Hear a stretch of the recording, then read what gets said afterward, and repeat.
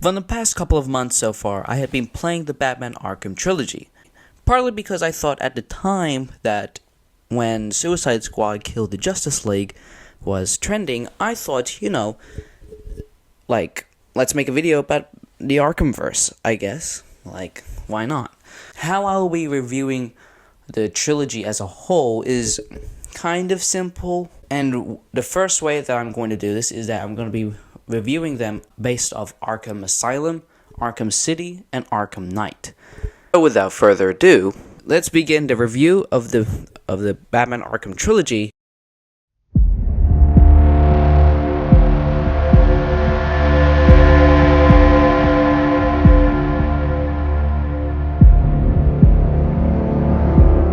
Batman Arkham Asylum. Batman Arkham Asylum at the time was a risk for both Rocksteady, WB, and pretty much DC as a whole. Because, first reason only, Rocksteady at the time was not a very popular game studio. The games that they had worked on, they were meh, they weren't popular enough to actually get good revenue. So the fact that WB had worked with Rocksteady is pretty crazy to me, at least. But not only that, but DC games at the time were terrible. To be fair, so were Marvel games. Superhero games are before Spider-Man, to be honest. If I'm being honest with you, before Arkham Asylum or Spider-Man 2018, before those games, superhero games were largely viewed as something terrible. Really bad. There are good gems out there at the time, like Spider-Man from the year 2000, but there were rarely any good games in terms of superhero. And DC didn't publish many good games, so they published a Superman game for the N64 and PlayStation, but it was pretty bad. The combat was terrible, a lot of it was terrible. Some people even quote this game as the worst superhero game ever to be made, which is very funny to me because this is also probably the most influential superhero of all time. I'll say that. But anyway, they also movie tie-ins didn't really bode well for DC, so with games like Batman Begins, the movie game thing, obviously movie games didn't really sell well. They didn't realize this until 2014, and I'm really sad about that. Anyhow, WB took the gamble with Rocksteady, and they ended up with a very impressive game, in my opinion, for the first actual big budget Batman kind of game. It was different. It was something I didn't see before for a first game. It's I'm gonna say Spider-Man a lot in this video, but it's like that what everyone had for 2018 Spider-Man. Everyone thought this Spider-Man game was going to be bad, but this was actually going to be a very good game. Some people even ranked it as somewhat close to Arkham Asylum or Arkham City. But I will be making a review on Spider-Man v Batman Arkham Asylum, but that's a time we'll talk about for another time. You know what I mean? But yeah, this was just a gamble for WB, and they won big, I guess. And now that you think about it, always bet on black. The story of Batman Arkham Asylum is pretty simple. Batman takes down the Joker from some random battle that we don't know of. Doesn't really matter, doesn't really affect the story at all. And then he brings him to Arkham Asylum, only to then have a situation where Joker taken control of the island. So, basically the asylum is an entire island. With everyone in Arkham Asylum, he traps them, including Batman, and it is your job as the Caped Crusader to bring down the Joker and save the day. And yeah, that's pretty much the case for this. When you're the Dark Knight, you do defeat Joker. You do pretty much beat him up. And it's pretty cheesy. It's a very cliche superhero kind of story. But to be honest, the execution of this story really impresses me. Like, the overall atmosphere of the game feels so much like Resident Evil. Like, it's a very horror game. Like, it's not horror to the extent that you can see like blood, or you could see like actual gruesome bits in the game, but it does have elements in this game where it has horror in it, like, you know. And these cutscenes go on and on with this horror aesthetic, and this even builds up to Arkham City, where basically Arkham City has more weird, wacky, and most importantly horror-like cutscenes, but more in Arkham City later. And then even the introductory scene for Arkham Asylum, it's so much like a horror game. Like, as when you see Batman, right? You're driving through the road as you had finished capturing the Joker. What you see here, it's very dark lighting. The environment is creepy. Joker's laughs are just disturbing, and a lot. And as you're bringing him to his supposed cell, you know, it just feels eerie. It doesn't feel right.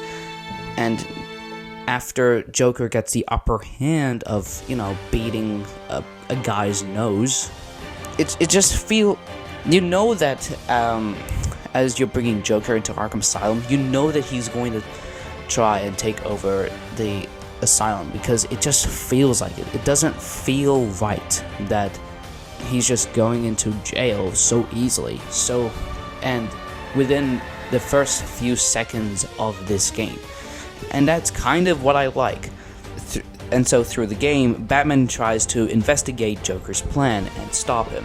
And because Arkham Asylum has Batman's greatest villains like Bane, Poison Ivy, and so many more that I probably haven't mentioned yet, and really, at the end of the story campaign, it was cheesy. You know, Batman defeats the Joker, and then as the Joker is getting sent to wherever he is going to, Batman goes into his bat plane. It's very cheesy, of course, but this is also at a time where this is Rocksteady making their first superhero game, which it's very impressive even for Rocksteady to even have horror-like elements to the Batman game as a whole. It's really quite interesting to see how Rocksteady had done in terms of story for their first game.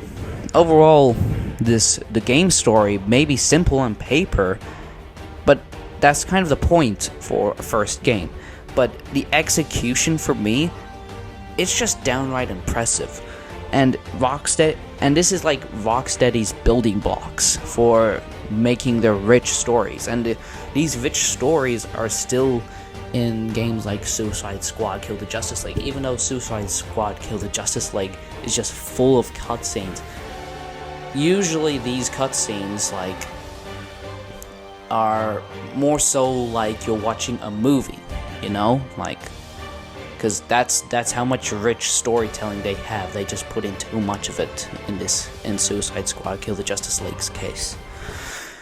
Arkham Asylum's combat is a little strange because it will feel as simple as a Lego game, you know, like when there are a couple villains around you, sometimes it's like pretty easy, but then suddenly at a time like this, like at a snap of a finger, it'll feel like Elden Ring, like that's kind of what it feels like to me. And you know, compared to Arkham City and Arkham Knight, Arkham Asylum is hands down the easiest game, I would say. A lot of what I'm trying to say for Arkham Asylum is that it's really impressive on what Rocksteady has actually accomplished for their first game. It's what I'm saying is like really underrated, but the fact that Rocksteady has got an element like this so early for their actual big budget games, it's quite phenomenal. Maybe not so much for like the nerds who play Elden Ring, but definitely for beginner gamers who are just trying to play games that are old or newish. It can get challenging, and that's kind of the point. The game doesn't just focus on the Dark Knight, it also focuses on the villains. And this is kind of true for every sort of villain that every sort of game that you're going to play in Trilogy. How the combat not only improves your main character, but it also improves the people that you're trying to pretty much break bones with. And examples of this is like getting rid of these, like those gargoyles that you have to grapple to in stealth missions to get the high ground. It's over, Anakin! I have the high ground! They put mines on these gargoyles, and now at that point, pretty much every kind of, whenever he sees a gargoyle, basically shoots it, no matter if Batman is there or not. Yeah, that's kind of what I'm trying to say. It's really strange, but it's also something that a lot of games copy. And it's not a bad thing, it's not a bad feature that games copy, but it's not a feature that can get as well as the Arkham trilogy can. And that's kind of what I have to say about this whole thing, because with improvements of both the combat and stealth of Batman, yeah, the last thing I'll talk about in terms of combat and all that kind of stuff is boss fights. And this is kind of hit or miss for pretty much all of the Arkham trilogy. It doesn't matter to me on which boss fight that we are going to be talking about. It's hit or miss. Concerning with Arkham Asylum right now, two boss fights that everyone hates universally: the Killer Croc boss fight, which nobody likes. That boss fight took me longer than my pet fish to lay an egg, and I don't even have a pet fish. That's how slow Killer Croc's boss fight is. It's ridiculous. And then there's also Titan Joker, dumb in so many ways. And then there are also really good boss fights like Scarecrow, Poison Ivy. I don't know. I don't really like the boss fights in the Arkham trilogy because they're usually hit or miss. Arkham City though has the best boss fights by far. But yeah, long and short of it, this game has pretty good combat and mostly terrible boss fights in my opinion. Back to the stealth department here. When I have said this stuff about the villains trying to be smart, trying to do things like shooting gargoyles to get rid of your vantage points, the reason why they do this and how this AI is a little bit smarter than you think is because of the fear mechanic that they have. So if you go into detective mode in pretty much any of the Arkham trilogy, you'll notice that there is a thing called a fear meter. So this will range from calm to panic. It will also measure the heartbeats, and basically this will change on how your enemies will think on what you will do to them. And so it makes you feel more of a predator to them. That doesn't sound right, does it?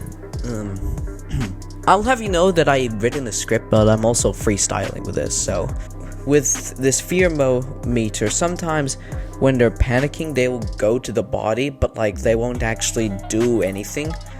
Or sometimes they just won't even go to the body because they know that they're probably gonna get taken out anyways.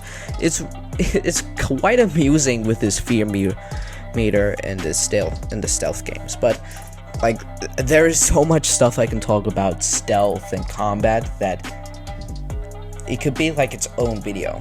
So I won't be trying to explain too much of it. So yeah, what you do in the open world though is not really much, because you only do Riddler challenges, which is like pretty boring.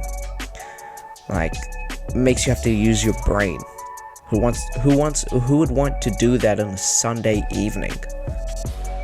And then there are like extra content like training missions, which only does, I believe, combat and stealth, and you can play as Batman, from Arkham Asylum, Armored Batman, which is has a terrible suit, I'll say that, and the Joker.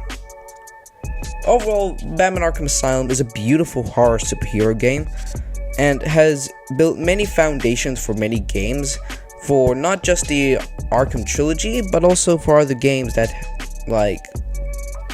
just has stealth in it. And it does all of that with a cheesy story, and being a remaster for the PlayStation 4, it looks even better than the older version of it. And to be honest, like, if you could play this on a PlayStation 5, boy oh boy, you're having a time of your life. Like, I'll say that. Alright, up next is Batman Arkham City. Batman Arkham City is regarded as the best superhero game of all time. Whenever there is a superhero game releasing, if it was good or related to Batman, it would be compared to this game, which obviously has to mean something. So, for this game, I will not only be reviewing this game as a Batman game and a sequel, but I'll also be figuring out why this game is favored among the superhero community in the first place. We'll start with the story, and this was actually the part of Arkham City where I think it's flawed. It has a really high introduction when Bruce Wayne is captured by Hugo Strange, and Hugo claims that Bruce Wayne is the Dark Knight.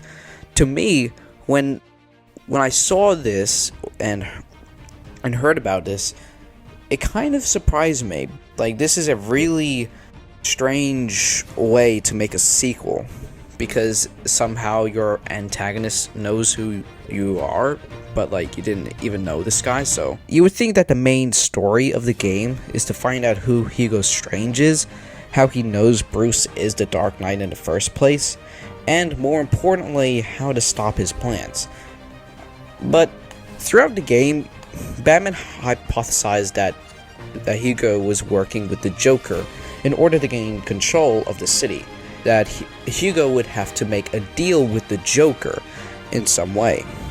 Eventually go to Joker's headquarters, but he basically injects his blood into the Dark Knight, and this blood is killing the Joker. So now both Batman and the Joker need to find a cure for themselves.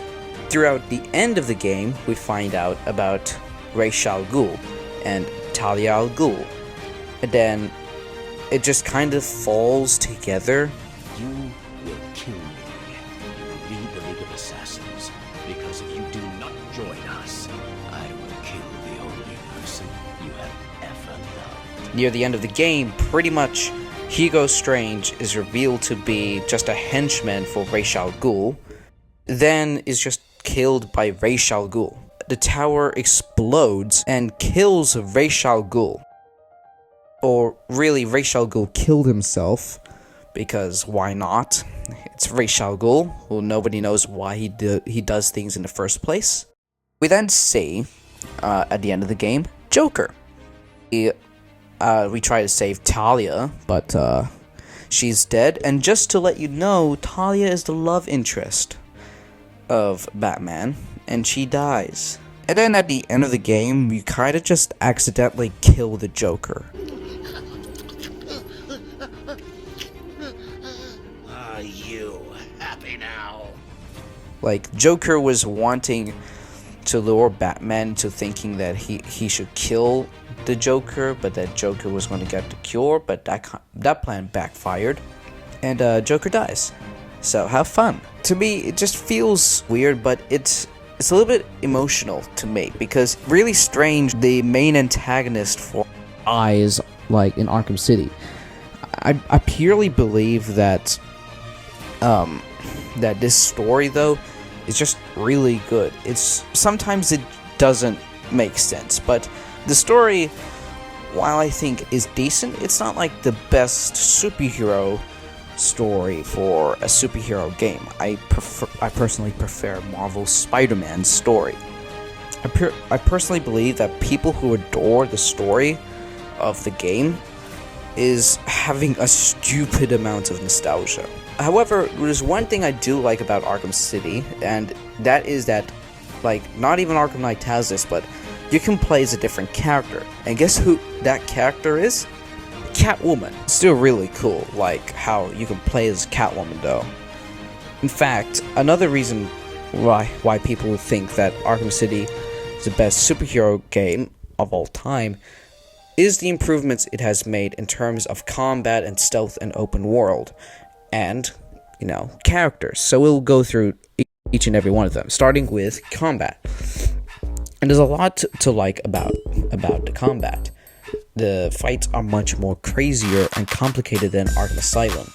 Like, there's a more utilization of the gadgets to aid the Caped Crusader in his battles.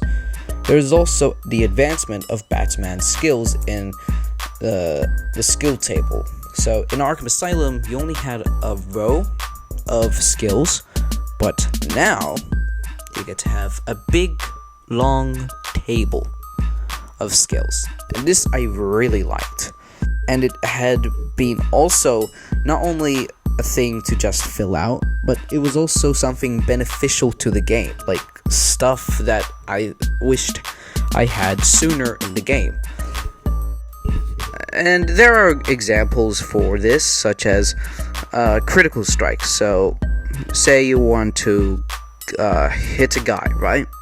Well, if you hit him enough times, you can actually make a critical strike on him, and this instantly kills the guy. It's one of those really big improvements in terms of combat that I just really like that Rocksteady had implemented at the time.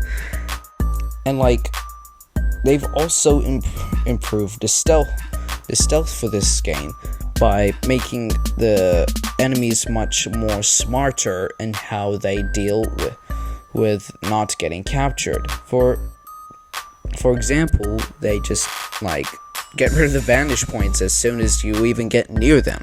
And recently, when I played Arkham City, is that they'll put in mines. So wherever you do get those vantage points, the mines will detect those and will explode literally at your feet, causing you damage, and then the villains at that point will find you and try to kill you, and you'll be certainly killed. So there is a lot of improvements for this game, and that is what I really love about Arkham City. It's a really good game that has improved so much from Arkham Asylum in terms of combat and stealth. However, the one reason why I think that many people value this game as the number one superhero game of all time is the fact that this is a better improvement of an open world.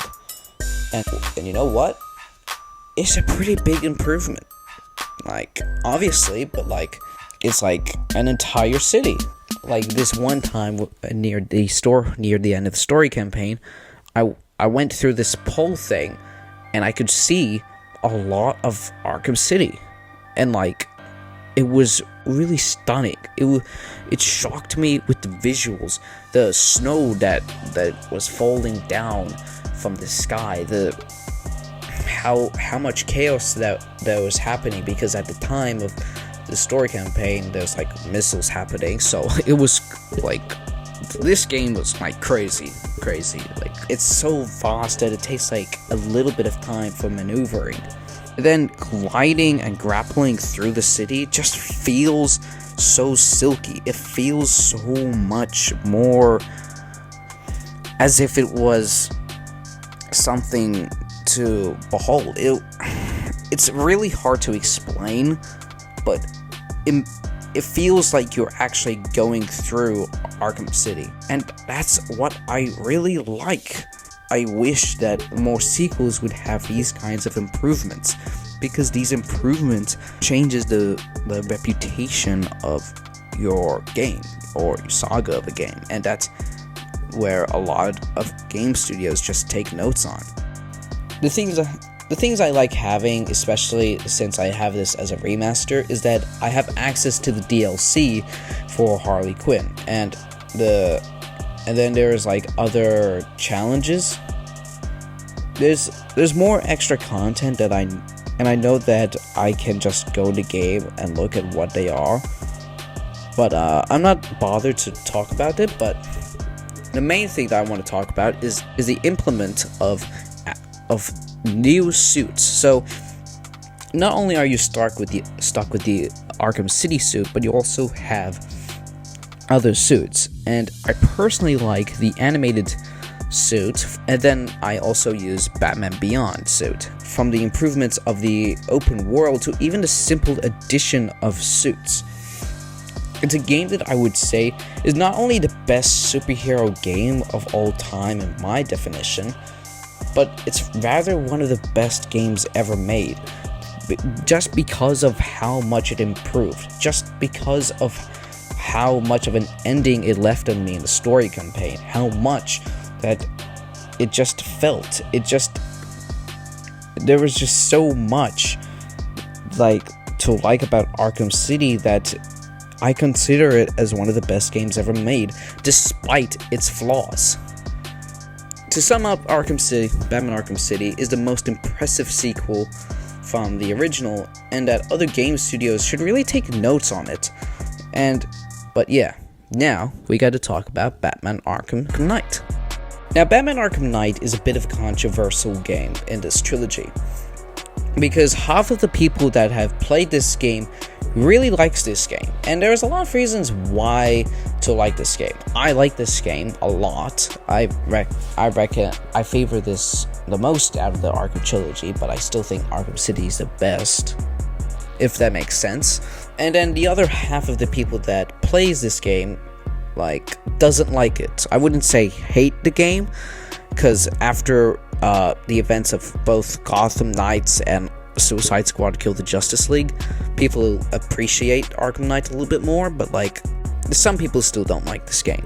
So what I'm going to do is to see if the improvements from Arkham City are actually good, and then I'll make my own opinions.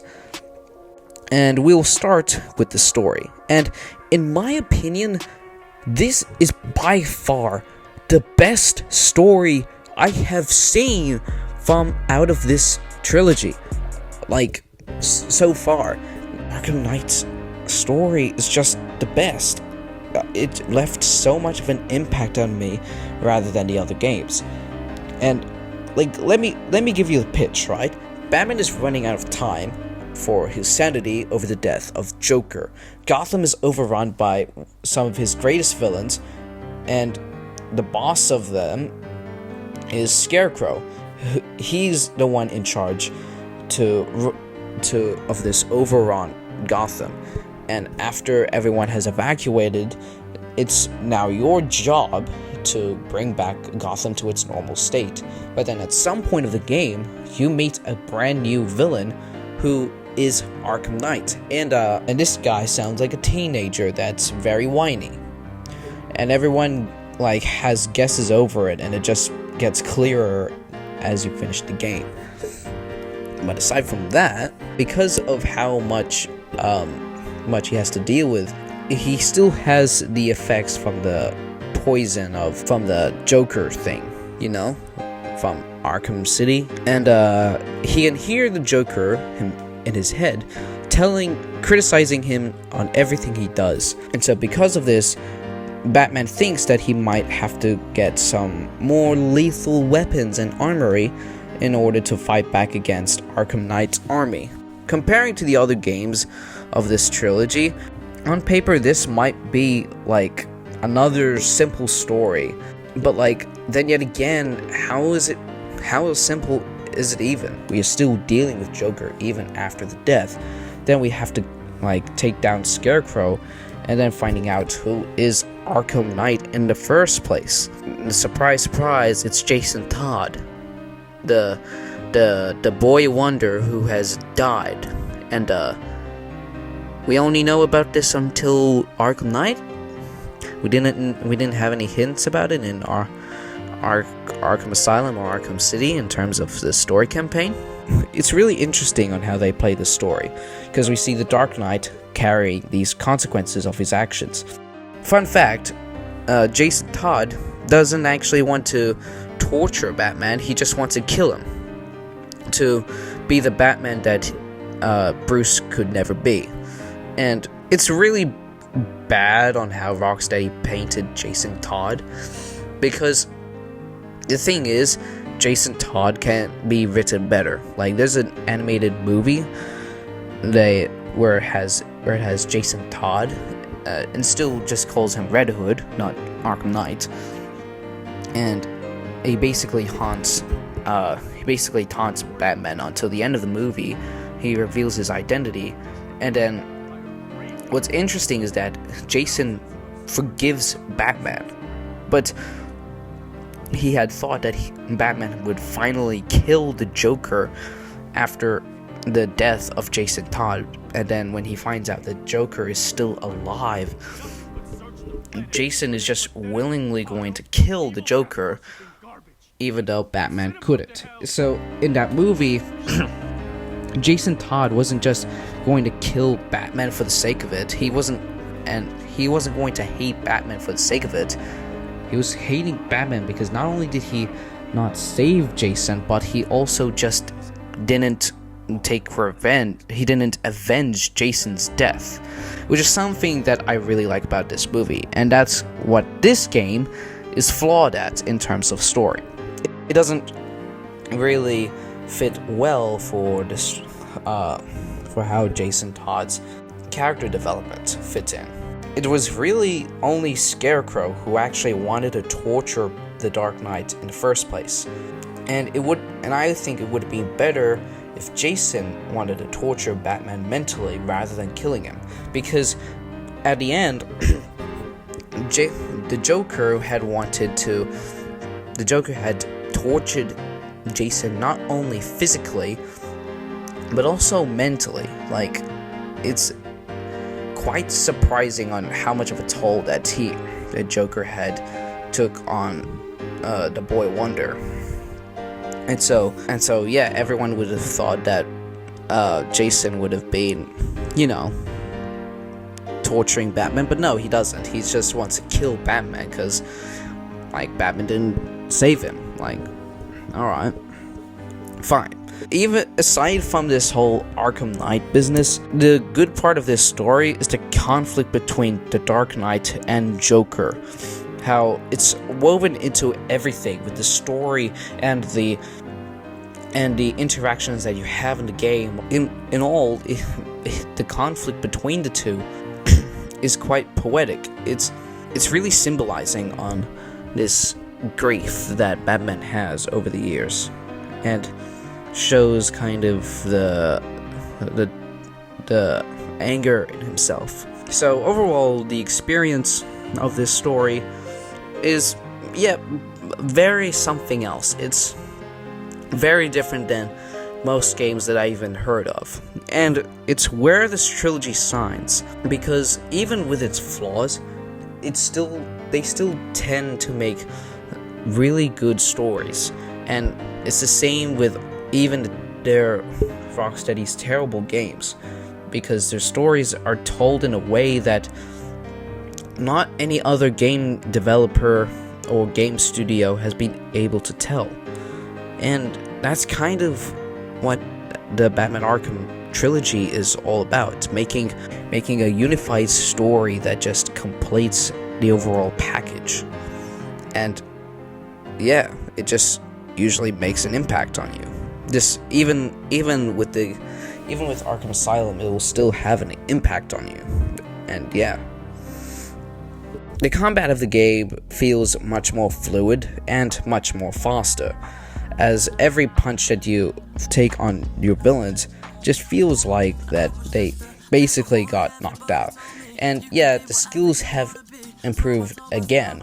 But one thing that I can say is the improvement of boss fights. I didn't talk about it for the Arkham City, mainly because I forgot about it until now, but the boss fights for Batman Arkham Knight, yeah, maybe consisting a lot of the Batmobile, which I'll talk about more very soon. The boss fights are really good. There are many stealth boss fights in this game, and it took a little bit of time. I do like the stealth boss fights, especially the one with Jason Todd, because sometimes it can tell a really good story in this boss fight. Speaking of stealth, it's also become much more harder than even Arkham City, because of how Arkham Knight apparently knows about Batman and his tactics, which includes, the same classic banish points, but instead of putting mines that can explode, these mines not only explode but will make a lot of noise, so anyone will know where you are. And then there's also your own benefit of having multi-fear takedowns, which is essentially focusing on one villain, beating that villain up in a fraction of a second, and these things that improve the game, over Arkham City and Arkham Asylum, is especially for stealth, it elevates how Batman would fight and increases this difficulty, and that's important for every Batman fan. And honestly, it really excels on how it all works. The Batmobile, which is implemented now, is not just a Batmobile. It's a bloody tank. You now get to shoot people with a tank, and many people didn't like this, but I personally liked the Batmobile, mainly because of how you have a vehicle. Sure, it's fine to be gliding from the city or grappling, but a Batmobile I will take it because it's so much faster. And then the Batmobile actually gives more stuff, like car chases, the puzzles, and the battles with other tanks. It's not only improves the combat and stealth, but this game not only improves the combat and stealth, but they also add in extra stuff that we probably didn't even need for the Arkhamverse, and they just added in and make it something as if it was there for a very long time, and that's what I really like. For the open world of the game, it's truly stunning because of how beautiful the game looks. In some sections of the map, it feels so futuristic that it makes me feel like that this should be the real world. And other times it feels more like a war, that it is as gruesome, and it feels almost World War II-esque. Arkham City is just full of rain, it's very dark, very gritty. And then the interactions that you have with the open world is just very funny. In the past 2 games, you can hear the villains talking about stuff, right? But yeah, the open world also has basically the healthy amounts of side quests, and I really like that. We have side quests like firefighter, post Arkham Knight stuff, Two-Face, Penguin, and yeah, a lot of other stuff that are this. As you glide through the city, completing each quest one by one, you're still stunned by the visuals of the game, and sometimes it just feels relaxing. In conclusion, the Batman Arkham Knight is a terrific game, which neatly closes the trilogy into an ending that will be best for Batman. Excluding Suicide Squad Kill the Justice League, with the Caped Crusader dealing with the consequences of his duty to protect Gotham, thus killing the myth of the Batman and needing to create a new one. This game thrives over the improvements it continues to make which makes the game more and more better to play and sets the standpoint for any superhero game with an open world so beautiful that you'll be shocked that it's now almost 10 whole years at this point. The Batman Arkham trilogy is one of a journey of improvements, of combat, of stealth, and of open world, and story. All feel satisfying. The improvement over the combat and stealth feels refined. It feels something that's really the building blocks for many other superhero games. We all knew that I was going to recommend this trilogy to anyone who hasn't played it at all, but the trilogy feels special that it needs to be celebrated over the failure of Suicide Squad Kill the Justice League, so that we can remind ourselves of the Rocksteady that we once knew, and realizing what Harvey Dent had said in The Dark Knight. You either die a hero, or you live long enough to see yourself become the villain. Thanks for watching.